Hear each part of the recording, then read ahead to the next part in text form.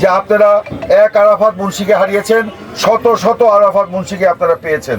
তিনি এমনই অপরাধ করেছেন যে বাংলাদেশে থাকার মতো সৎ সাহস তার নাই।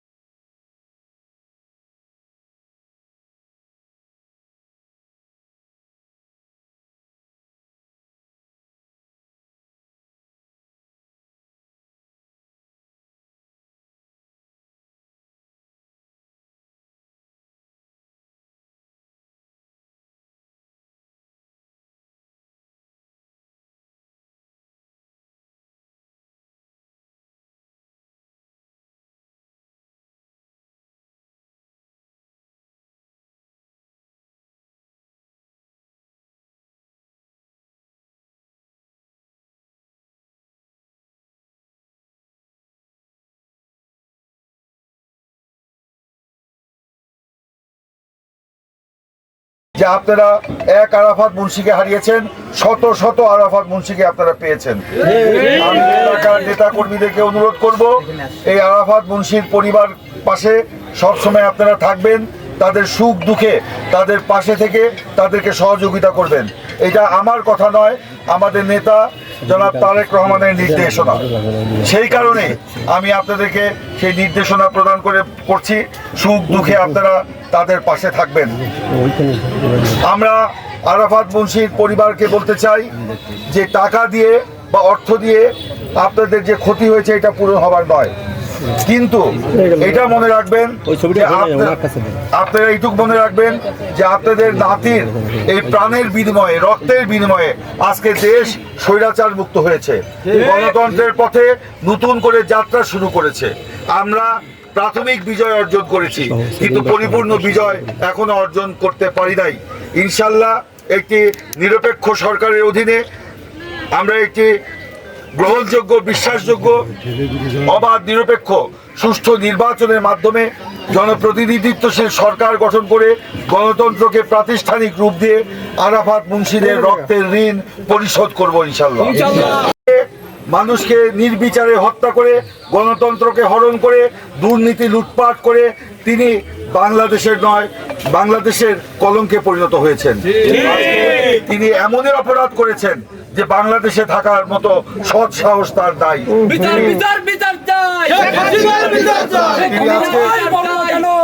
তিনি আজকে ভারতে পালিয়ে গেছেন, শুধু পালিয়ে যান নাই, সেখানে গিয়ে তিনি বাংলাদেশের এই ছাত্র জনতার যে গণ অভ্যুত্থানের বিজয়, সেই বিজয়কে নস্যাৎ করার জন্য তিনি ষড়যন্ত্র করছেন। আমরা এর তীব্র প্রতিবাদ জানাচ্ছি। বিভিন্ন রকমের উস্কানি দিচ্ছেন।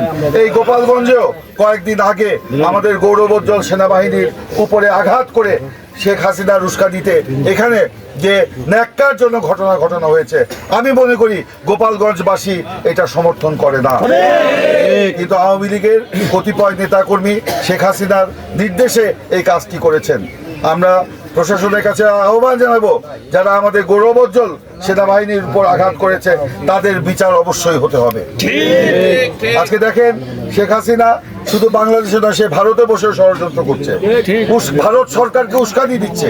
আপনারা দেখেছেন গতকালকে ভারত সরকার কোনো রকম পূর্ব সতর্কতা ছাড়াই বাংলাদেশের অভিন্ন নদীর যে বাঁধগুলো রয়েছে, বাংলাদেশ এবং ভারতের অভিন্ন নদীর যে বাঁধগুলো রয়েছে সেগুলো খুলে দিয়ে সেখানে বাংলাদেশের দক্ষিণ পূর্বাঞ্চলকে প্লাবিত করেছে এবং সেখানে আমাদের নোয়াখালী, লক্ষ্মীপুর, চট্টগ্রাম, খাগড়াছড়ি সহ কুমিল্লা সহ বিভিন্ন এলাকায় প্লাবিত হয়েছে। আপনারা কথা বলেন না প্লিজ। প্লাবিত করেছে সেই সব এলাকায়। আজকে সমগ্র বাংলাদেশ শেখ হাসিনার আমরা মনে করি যে এইটা বাংলাদেশের প্রতি একটা অবিচার করা হয়েছে। ভারত সরকার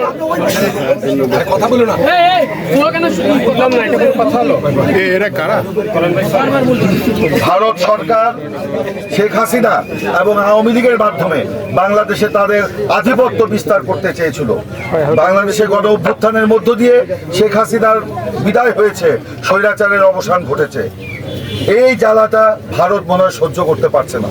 সেই কারণে কালকে তারা সেই স্লুইস গেট খুলে দিয়ে বাংলাদেশকে প্লাবিত করেছে। এটা ভারতের মিডিয়াতেই গত রাত থেকে প্রচারিত হচ্ছে। আজকে আবার ভারত অস্বীকার করছে যে না, ওই বাঁধের কারণে নাকি বাংলাদেশ প্লাবিত হয় নাই। তাহলে কার কথা সত্য ধরে দিব? আজকে তাই বলতে চাই, এইসব করে বাংলাদেশের মানুষকে আর দাবিয়ে রাখা যাবে না। বাংলাদেশের মানুষ এখন আর কারো আধিপত্য মেনে নিতে পারে না। আমরা বাংলাদেশের মানুষ স্বাধীন। আমরা দ্বিতীয়বার স্বাধীন হয়েছি গত 5ই আগস্ট। ইনশাল্লাহ এই স্বাধীনতাকে কেউ কেড়ে দিতে পারবে না। তো যাই হোক, আমি আমার বক্তব্য দীর্ঘায়িত করব না। আমি আরাফাতের দাদা এবং দাদিকে বলবো যে আমরা সবসময় আপনাদের পাশে আছি। আমাদের নেতা বিএনপির ভারপ্রাপ্ত চেয়ারম্যান জনাব তারেক রহমান আপনাদের পাশে আছে। আপনাদের সুখে দুঃখে আমাদের দলের অগণিত নেতাকর্মী আপনাদের পাশে থাকবে। আপনারা মন খারাপ করবেন না, মনোবল অটুট রাখবেন। যে কোনো সমস্যায় আমাদেরকে স্মরণ করবেন, আমরা আমাদের পাশে থাকার চেষ্টা করব। বর্তমানে আমরা আমাদের দলের ভারপ্রাপ্ত চেয়ারম্যান জনাব তারেক রহমানের পক্ষ থেকে আমরা পরিবারকে সামান্য কিছু সহযোগিতা দিচ্ছি। এটা আমাদের প্রাথমিক সহযোগিতা। কিন্তু আমরা সরকারকে বলতে চাই, অন্তর্বর্তীকালীন সরকারের প্রতি আহ্বান জানাচ্ছি, যারা এই আন্দোলনে নিহত হয়েছেন তাদের ভরণ পোষণের দায়িত্ব রাষ্ট্রকে নিতে হবে এবং তাদের নামে যে কোনো একটি স্থাপনার নামকরণ করতে হবে। যারা আহত হয়েছে তাদের পূর্ণাঙ্গ চিকিৎসার ব্যয়ভার রাষ্ট্রকে দিতে হবে। বাংলাদেশ জাতীয়তাবাদী দল বিএনপি সরকারে নেই, তারপরেও তারেক রহমানের নির্দেশে আমরা প্রত্যেকের নিহতের বাড়িতে যাচ্ছি, অসচ্ছল পরিবারকে সহযোগিতা করছি এবং আমরা আহতদেরকে চিকিৎসা দিচ্ছি। তারেক রহমান নিজেই চিকিৎসা তদারকি করছেন, এই কর্মসূচি তদারকি করছেন। তিনি গতকালকে তার সাথে আমার কথা হয়েছে, তিনি বলেছেন যে আমার পক্ষ থেকে গোপালগঞ্জে যারা নিহত হয়েছে তাদেরকে সমবেদনা জানাবেন। ইনশাল্লাহ আমি তাদের সাথে আছি এবং থাকবো। তা আমি আমার বক্তব্য দীর্ঘায়িত করব না। আমি জনাব তারেক রহমানের পক্ষ থেকে সামান্য কিছু প্রাথমিক সহযোগিতা আমরা প্রদান করছি। ইনশাল্লাহ ভবিষ্যতে প্রয়োজন অনুযায়ী আমাদের সহযোগিতা অব্যাহত থাকবে। সকলকে ধন্যবাদ। আল্লাহ হাফেজ। বাংলাদেশ জিন্দাবাদ। রহমান এবং আমাদের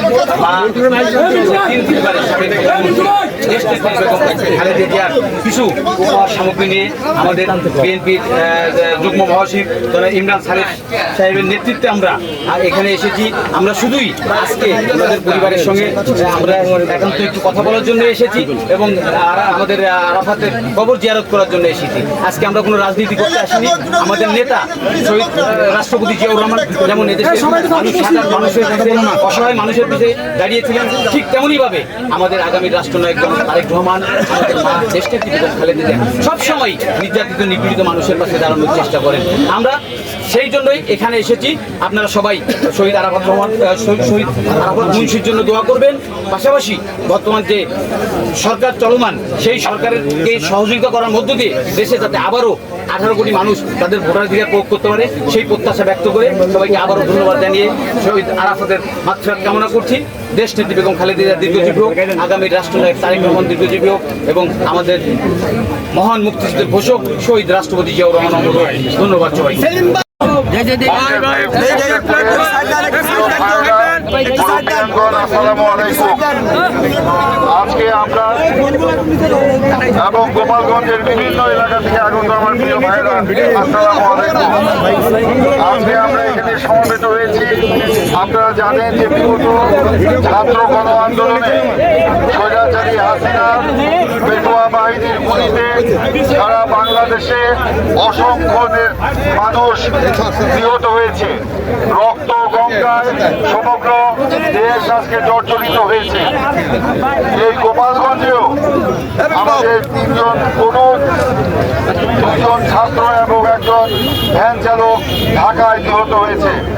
আরাফাত মুন্সি সহ সাজিম সহ অন্যদের কবর জিয়ারত করার জন্য আমরা এখানে এসেছি। আমাদের নেতা বিএনপির ভারপ্রাপ্ত চেয়ারম্যান জনাব তারেক রহমান সারা বাংলাদেশে যারা নিহত হয়েছেন, আহত হয়েছেন, তাদের পরিবার এবং তাদের খবর নেওয়ার জন্য আমাদেরকে নির্দেশনা, আমাদের নেতা তারেক রহমানের নির্দেশনা মোতাবেক আমরা সারা বাংলাদেশে নিহতদের বাড়িতে যাচ্ছি, তাদের কবর জিয়ারত করছি, তাদের প্রতি সম্মান জানাচ্ছি, তাদের অসচ্ছল পরিবারকে আমরা তারেক রহমানের পক্ষ থেকে সাহায্য সহযোগিতা করছি এবং সমবেদনা প্রকাশ করছি। আমাকে ময়মনসিংহ বিভাগের পাশাপাশি ফরিদপুর বিভাগেরও দায়িত্ব দেওয়া হয়েছে। সেই কারণে আজকে আমি প্রথম গোপালগঞ্জে আপনাদের এখানে এসেছি।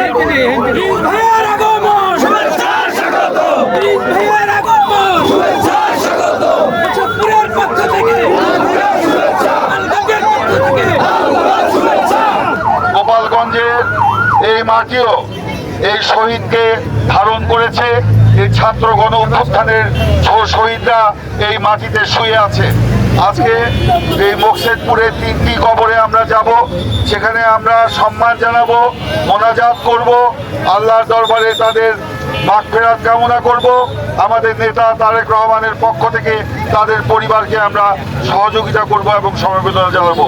আশা করি এই কর্মসূচিতে আপনারা সকলেই শান্তিপূর্ণভাবে ধৈর্য সহকারে আমাদের সাথে থাকবেন। বন্ধুগণ, আজকে আমাদের এই পরিস্থিতি তৈরি হয়েছে যে স্বাধীনভাবে আমরা কথা বলতে পারছি। গোপালগঞ্জে আমাদের এর আগে আসার কোনো সুযোগ ছিল না। এখানে আমাদেরকে আসতে দিত না। সন্ত্রাসী তৎপরতার মধ্য দিয়ে এখানে আপনাদেরকে রক্তাক্ত করা হয়েছে, বিভিন্নভাবে হয়রানি হেনস্থা করা হয়েছে। কিন্তু আজকে স্বৈরাচার মুক্ত পরিবেশে আমরা আপনাদের এখানে এসেছি। আপনাদেরকে সাথে দিয়ে আমরা গোপালগঞ্জের বিভিন্ন এলাকায় যাব।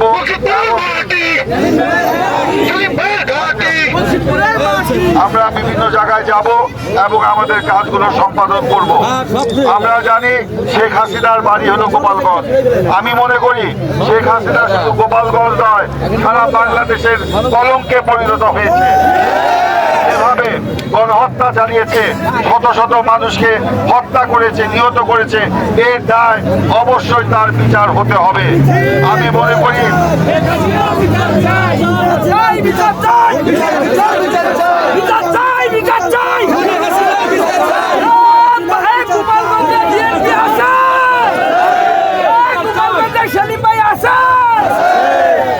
আমি মনে করি সারা বাংলাদেশের মতো গোপালগঞ্জের মানুষও এই হত্যার দায়ে শেখ হাসিনার বিচার চায়। আজকে দেশে যে মুক্ত গণতান্ত্রিক পরিবেশে আমরা গণতন্ত্রের পথে যাত্রা শুরু করেছি, এই যাত্রা পথে অবশ্যই আপনারা শান্তি শৃঙ্খলা বজায় রাখবেন এবং আমাদের নেতা দেশনায়ক তারেক রহমানের নির্দেশনা অনুসরণ করে আপনারা সর্বত্র শান্তি শৃঙ্খলা বজায় রাখবেন। গণতন্ত্রের পথে আমাদের যাত্রা যেন পরিপূর্ণভাবে শুভ হয় এবং পরিপূর্ণভাবে বিজয় যেন আমরা অর্জন করতে পারি, সেই জন্য আপনাদের সহযোগিতা কামনা করছি। এখানে আমি আমার আর বক্তব্য দীর্ঘায়িত করব না। ইনশাল্লাহ সামনে আরেকটি সমাবেশ আছে, সেই সমাবেশে আমি আমার বক্তব্য পূর্ণাঙ্গভাবে রাখবো। সেখানে আপনাদের সাথে আমার কথা হবে। সকলকে ধন্যবাদ। আল্লাহ হাফেজ। বাংলাদেশ জিন্দাবাদ। শহীদ প্রেসিডেন্ট জিয়াউর রহমান অমর হোক।